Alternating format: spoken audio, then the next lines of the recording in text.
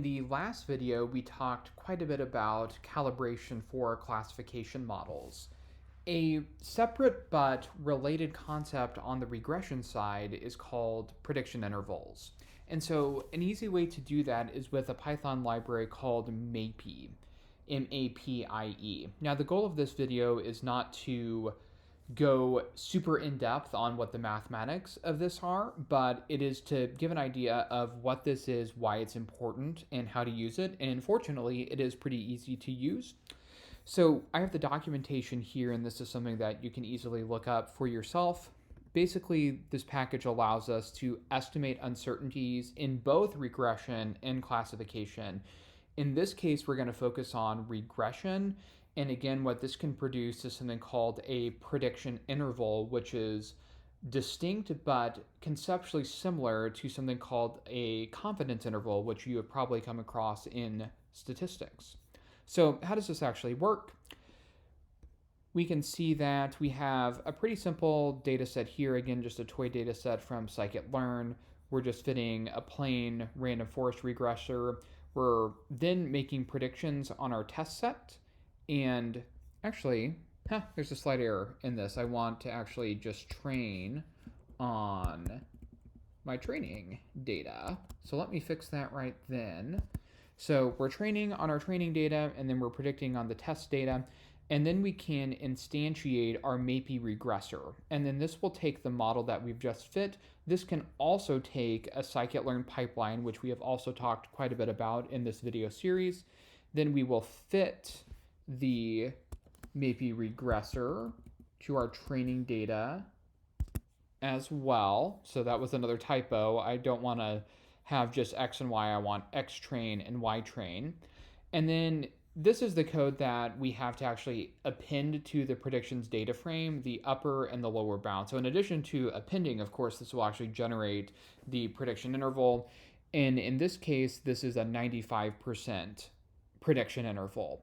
So if we set alpha to be 10, then that would be a 90% prediction interval, but at alpha of 0.05, that produces a prediction interval of 95%, which basically says that in addition to producing a point estimate, we can say that 95% of the time, we believe the prediction will fall within a lower bound and an upper bound. So let's run this. And we can see that since this is a pretty small data set here, just a toy data set that ran pretty fast, maybe can be pretty computationally expensive. So when you're dealing with large data sets, it certainly wouldn't run this quickly. But we can see that we have kind of our evaluation data set. So our target, our prediction, our lower bound, and our upper bound.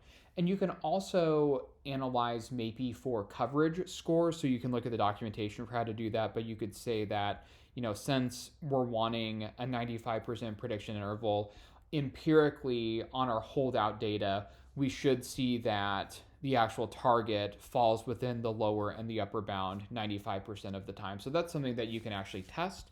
But again, we're just kind of doing a toy example here. So we can see that for each point in our test data set, so we have Y test, and we just concatenate our point prediction for X using the X test data, our lower bound and our upper bound. So we can see that we have a much fuller picture of our predictions as opposed to just our point estimates. So the best mean estimate, we can see that, we believe that this is pretty wide, but we're 95% confident that this prediction will fall within 34 and 258. Again, pretty wide interval in this case, and this is probably not necessarily the best model. We're not tuning it or doing anything along those lines. We're just using something out of the box. So we certainly could make these statistics look a little bit better. These numbers look a little bit better, I should say. But this is really important because you always want to, or not always, but as much as possible and as much as appropriate, want to quantify your level of uncertainty whenever you're making a prediction. So that's what we get with calibrated probabilities with classification models. We can say that we are 60% sure this falls within the positive class, or 75% sure. But with regression models, you just get the single point estimate. You don't necessarily get what's a lower bound and an upper bound, and how confident am I that the value falls within this range. But with a prediction interval, that is absolutely something that you can get. So whenever you're building classification models, try to calibrate your models. Whenever you're building regression models, try to wrap that in a prediction interval as well. So at the end of the day, in production, you may still use the prediction, but even just logging the lower and the upper bounds can be useful for additional applications or post hoc analysis, or some type of useful business application as well.